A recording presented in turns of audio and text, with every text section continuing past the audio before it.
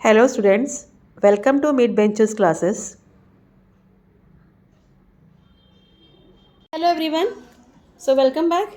As you know हमने mensuration का पूरा प्रैक्टिस सेट कंप्लीट कर लिया है। Let's start with problem set today. So MCQs हम आज कंप्लीट करेंगे।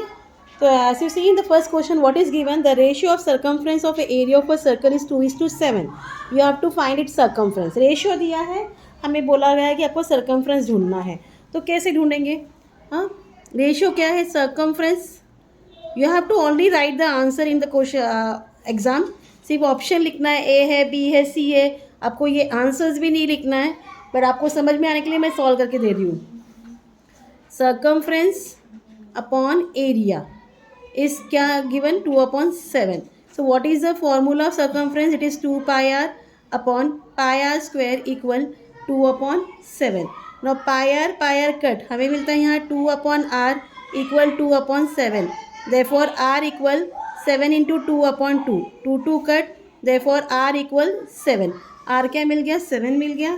therefore circumference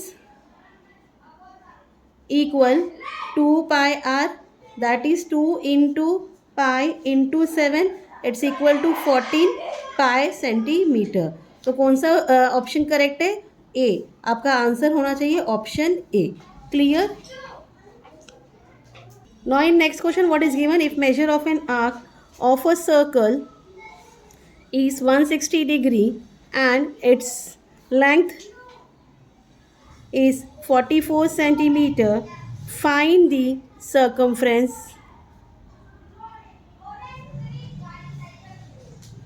of the circle. Option क्या है आपके पास? 66 centimetre, 44 centimetre, 160 centimeter and 99 centimeter.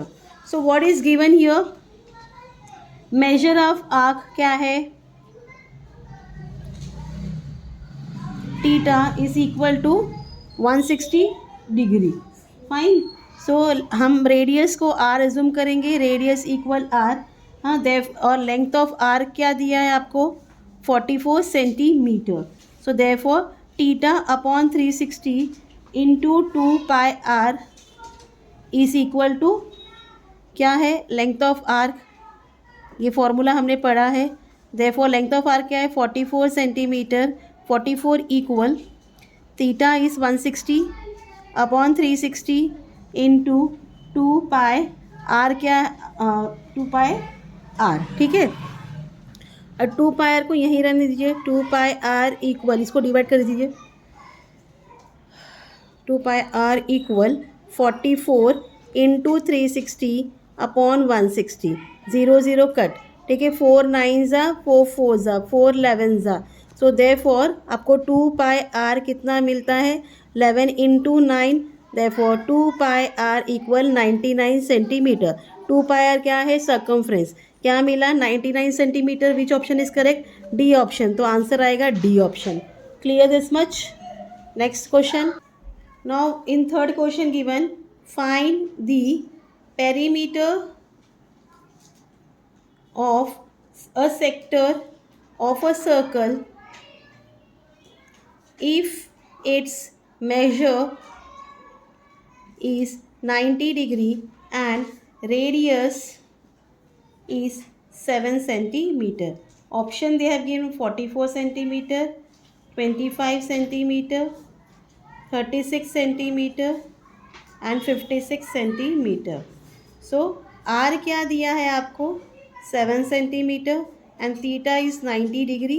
So perimeter जो है वो क्या होता है? Theta upon 360 into 2πr plus 2r। ठीक है, थीटा क्या है?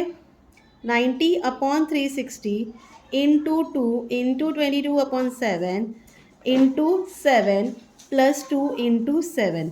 7 7 कट हो गया यहाँ। 91 ज़ा, 94 ज़ा, 2 2 ज़ा 4, 2 11 ज़ा।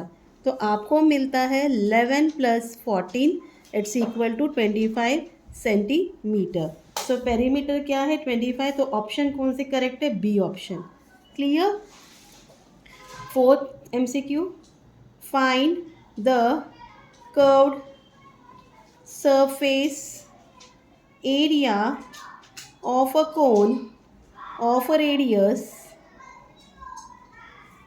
7 centimeter and height 24 centimetre. Option क्या है आपके पास? 440 centimetre square, 550 centimetre square, 36 centimetre and 56 centimetre, sorry 330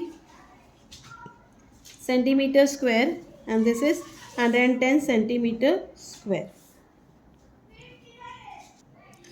सो अभी कर्व सरफेस एरिया ढूंढने के लिए आपको कोन का एल चाहिए, तो पहले हम एल स्क्वायर ढूंढेंगे. L square equal r square plus s square.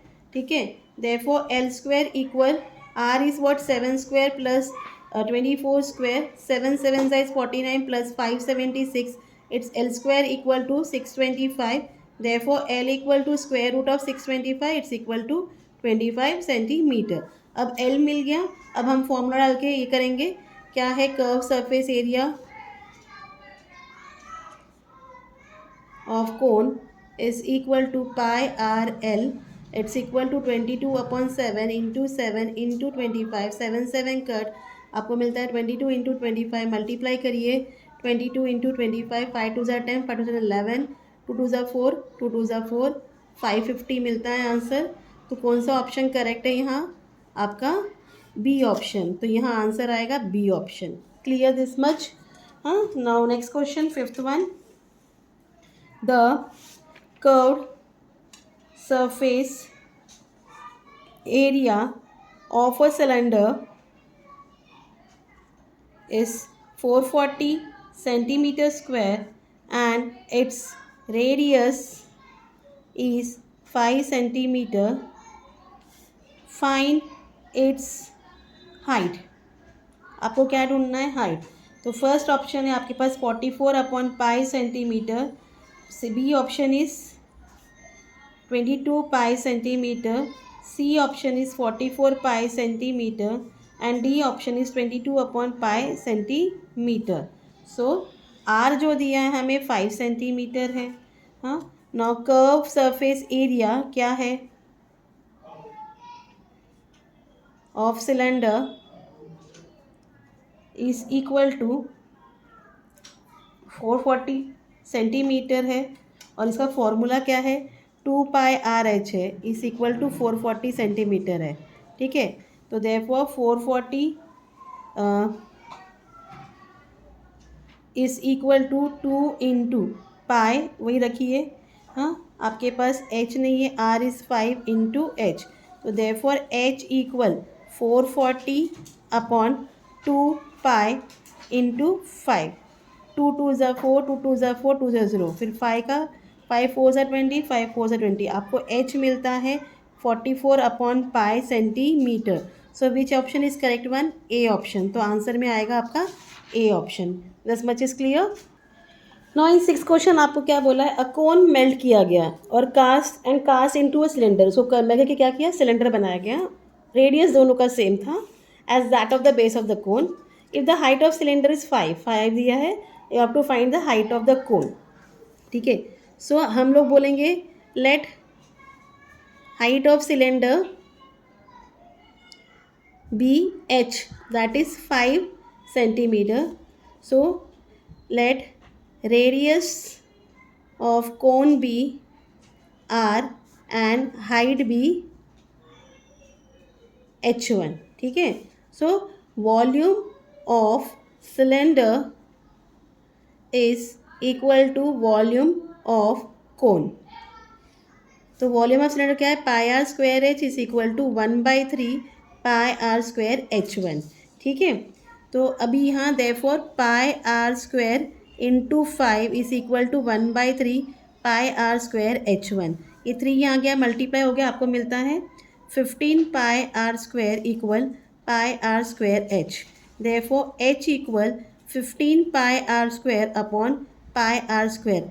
Pi r square क्या मिला हमें? h1 is equal to 15 centimetre. So which option is correct? A option. तो ऑप्शन ए आएगा. 7th क्वेश्चन आपको क्या बोला गया है? Find the volume of a cube of side 0.01 centimeter.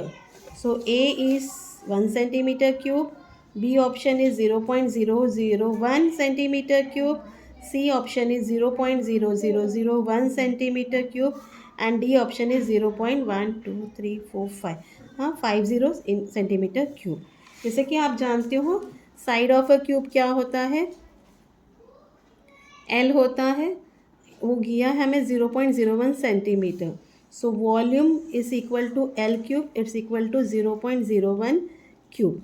तो ये डबल्स बार होंगे 0.1234 और लास्ट में क्या आ जाएगा 1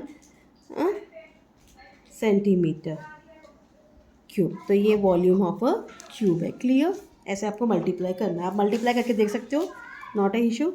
last one 8. Find the side of a cube of volume 1 meter cube. So आपको वॉल्यूम दिया गया है is equal to 1 meter cube, therefore side cube is equal to 1 meter cube, therefore side is equal to cube निकल जाएगा 1 metre. 1 metre किसको equal है 100 centimetre को.